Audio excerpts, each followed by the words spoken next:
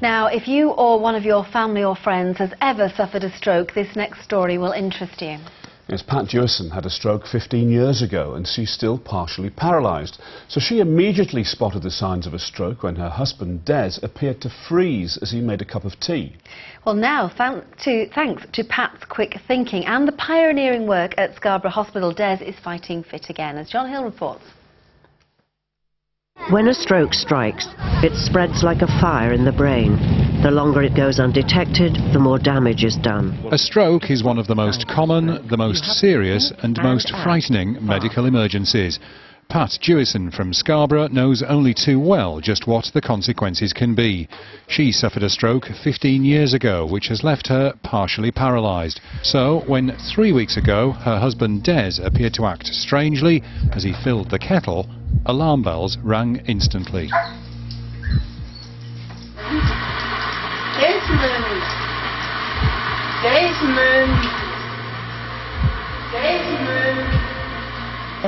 And I saw his face drooped on one side. I said, right, 999, you're going into hospital. You're having a stroke. I've already had one myself, so I know what it felt like. And I know what it looked like. Within 25 minutes, Des was in Scarborough Hospital. Medics here are leading the way in treating strokes caused by blood clots. Well, this lady isn't a real patient, she's a volunteer for our filming purposes, but the doctors here at Scarborough Hospital say that in the case of a real stroke, it's vital to get the patient to hospital as quickly as possible. If they can be got to the hospital within, say, 2 hours, then the doctors can conduct a battery of tests like this CT scan to see if the patient is suitable for those vital clot-busting drugs. Most strokes are caused when a blood clot blocks an artery in the head and stops the flow of oxygen to the brain. What Scarborough Hospital, together with colleagues in the ambulance service, is doing is fast-tracking suitable patients for emergency clot-busting drugs. The hospital sees about 450 stroke patients a year and currently uses the drugs on around 1 in 8 patients.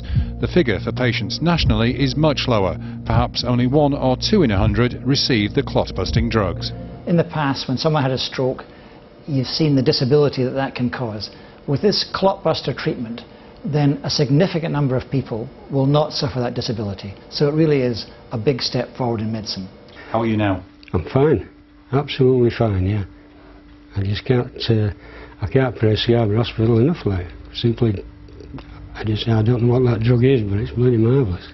Pat's stroke was different to her husband's and couldn't have been treated by the drugs even if they'd been available 15 years ago. But the couple are just happy that Des is back home in one piece and grateful for the pioneering care that has given him a new lease of life. Good to see Des looking so well there, isn't it? Now.